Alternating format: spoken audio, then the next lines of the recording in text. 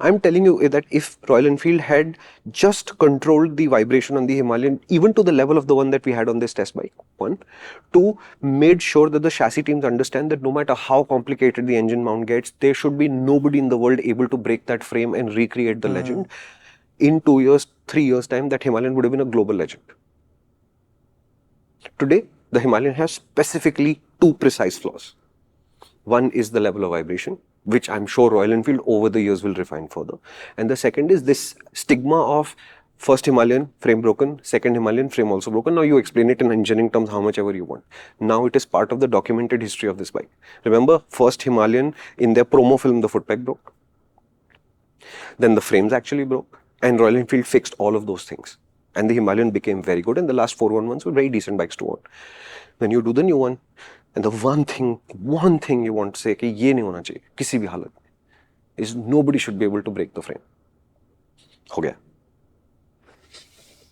And if whether it is Royal Enfield's fault or not is not the issue here. It is bad news, right? Because I ride that Himalayan every day and my heart is just saying whether I'm feeling good about riding, I'm not feeling like riding, I'm feeling like riding aggressively, non-aggressively, I am watching what I'm passing through or not watching passing through. I'm just happy. How sweet, man. And the Guerrilla doesn't do that. The Guerrilla has moments. You come out of a toll booth, you see an empty stretch, you gun that engine, the Guerrilla has a moment where it's like, man, this engine.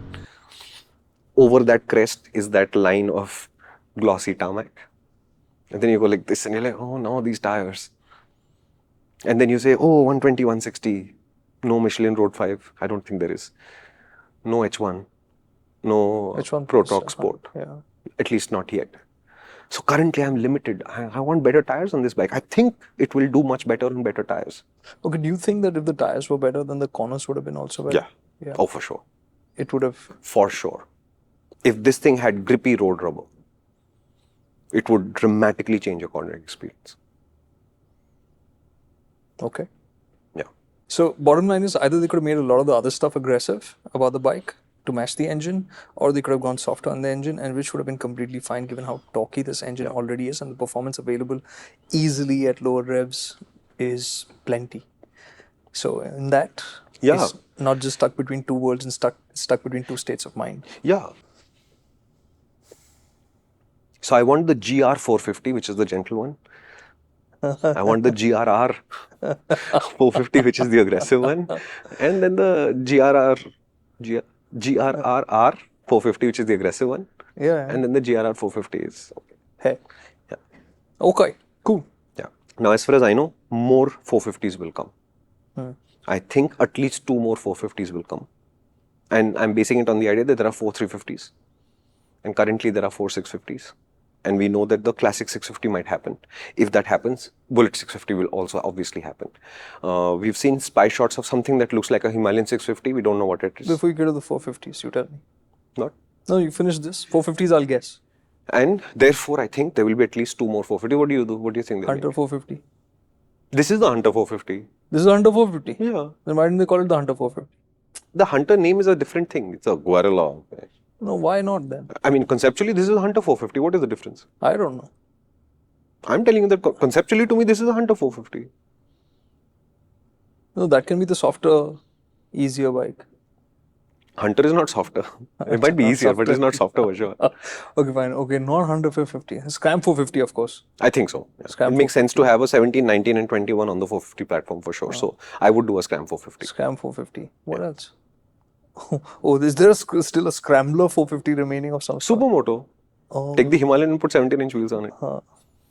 Then what's the Scram? Scram is 19-inch wheels. What's a Scram? Achha, Scram is 19s. Okay. See, think about it like a Lego set. In your current box, you can see 2 finished sets. Nice. One is the long travel suspension 21-inch front wheel ADV and relatively short suspension travel 17-inch wheeled roadster. Right? So you will naturally say that Royal Enfield is used to making a 19-inch scrambler style motorcycle. So that's the Scram 450. So what can you do? Hey, Still got 17-inch we could take the 17s and we could put it on the Himalayan suspension and you get a Supermoto. What you do with a 190 kilo supermoto, I don't honestly know, but for what it's worth. All right, so we'll see if that turns out that way. But it'll be. I mean, I'm sure there'll be. I'm sure they've got more than 4 lined up. As Yeah, well. yeah, and look, you can't do a platform today and not build as many things as you can. So yeah, this is completely normal, par for the course. Alrighty. Yes, we love talking about new cars and bikes, and we have spoken a lot. You can find many more such videos on the main MotorInc channel. Do remember to like, share, and subscribe.